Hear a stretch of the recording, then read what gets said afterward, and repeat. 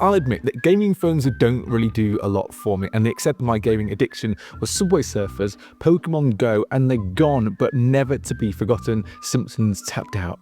Ah, love that game. But I've had the ROG 9 Pro for a little bit now, and I feel like it really bridges the gap between gaming and mainstream. But I suppose the question is, does that new Snapdragon 8 Elite really take your gaming to the next level? And yeah, it does, as long as you don't have the ROG 8 Pro or the Zenfone 11 Ultra. I never speak about unboxings of phones anymore, but this has been my favourite in a long time. I just wish more phones were like this. You get, of course, the phone, you get a protective case, and you also get this 65-watt power brick. And I even really like the SIM card tool that this comes with. I feel like it's the little things. And when you set up the phone for the very first time, you get hit by this game that shows up exactly what the ROG 9 Pro can do. And as for someone that's never used a gaming phone before, this is really nice. It gets you to grips with the air triggers, and that was really simple. But the one thing that I noticed right away was just how good this phone sounds. It's got bass and it sounds so clean when I'm not accidentally blocking the speaker, which is a lot and almost in every game that I play. But when I can hear it, it sounds great. If you wanted to get the ROG 9 Pro, then it's going to cost you over $1,000, and it comes with some decent storage and RAM. And if you want to take the gaming just that extra little push, you can actually pick up the Pro Edition for $14.99, which also comes with the Aeroactive cooler. And the most disappointing part about picking up this phone is that you're going to spend over $1,000 on this, and you're only going to get 2 major OS updates. And I think if you spend over $1,000 on a phone,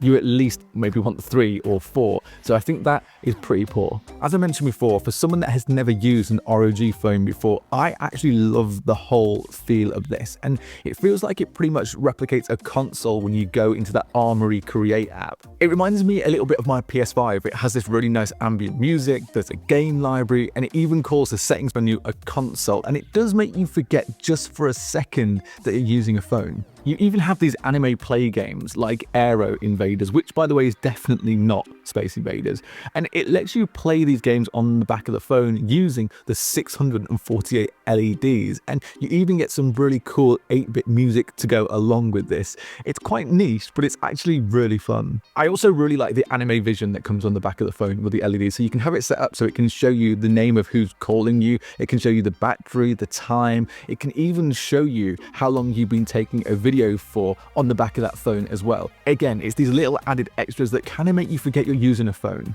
When gaming, there's a few AI features that help you along the way, although these are only for select games. So you have things like auto pickup and auto run in Genshin Impact, AI speeding up conversations, which I love because I hate cutscenes. You have AI grabber, which works in every single game, and there's X capture, which will automatically record moments of victory, which I very rarely get. So for the first time of me using a gaming phone, I feel like I get the hype just a little bit more. And the Snapdragon 8 Elite really doesn't let it down either. This performs very well, as you would expect, especially when you're playing those more demanding games like Genshin Impact, PUBG, and just pushing that phone a little bit more. But I do have to remind myself though that this is a phone, and how does this phone stack up to other phones in that price range when you're not gaming? Well, it stacks up pretty well. It's got a great display which can go up to 185 Hz when gaming. There is 2 USB-C ports, so you can use one to charge and use controller adapters. There's a pretty impressive battery as well, and using it every day, I just cannot kill it. And you can get up to 23 hours of 4K video playback. If that battery was to run out as well, you also get that 65-watt quick charge, which can get it to full in about 45 minutes. And you even get a triple camera setup, which on paper, the specs don't look too bad either. Although they sound pretty good on paper, I actually don't think they take the best photos, and the camera has the same issues that the Zenfone 11 Ultra had. And the pictures are okay on this until you realize you've spent over $1,000 on the phone. And I've noticed that most of the images are just a little bit too saturated for my liking. You can get some really good detail on all of these lenses, but when moving between that ultra wide, the main, and the telephoto, the colors shift ever so slightly, which I just don't think is great. I do feel like it handles highlights pretty well, but if I needed to take a photo, then this wouldn't be my go-to phone to take those photos. If you haven't used video on an ASUS phone lately, then you'll be impressed because the gimbal stabilization is fantastic and is on par, if not better, than the iPhone stabilization, which I think is the best video you can get in a phone. There's also hyper steady, which again is great, but sadly you can only use this at 1080p. And you can record 8K at 30 frames per second and 4K at 60, and you can't use a 3x zoom on any of these options. And to get the use of the ultra wide in 4K, you actually have to drop to 30 frames per second, which honestly is just a little bit annoying. The ROG 9 Pro also has a whole host of AI features that have been brought over from the Zenfone 11 Ultra. There's a live call translator, which works pretty well, and it works quickly. AI transcript with the Recorder app, which will also summarize recordings for you. And there's also AI wallpapers to try and get something unique. And circles to search should be coming before the end of the year. Now, annoyingly, we couldn't test benchmarks while we had the phone under embargo, so we don't actually know how its CPU and GP numbers compare to last year's 8 Pro. But as soon as we do have this, we will put them in the pinned comment so we have those numbers. What we did do though was test it against the Zenfone 11 Ultra, which is practically the same as last year's ROG 8 Pro.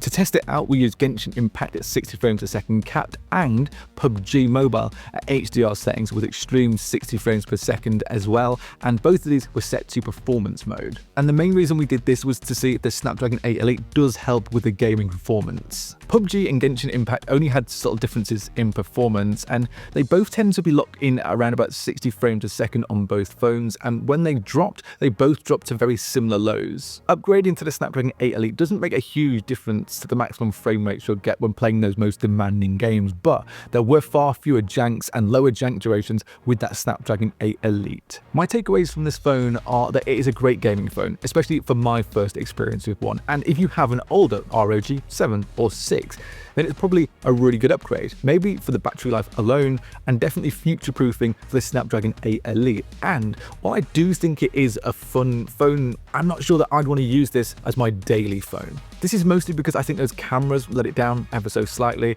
and while you might get 5 years of security updates, you still only get 2 years of OS updates, and for a phone that starts at over $1,000, I think it's really hard to justify. Now, if you want to pick this up in Europe, you can get it starting today, and it's going to come to the US in early 2025. But let me know in the comments, what do you think of the ROG 9 Pro? Is this something you would pick up, or are you going to upgrade from an older ROG phone?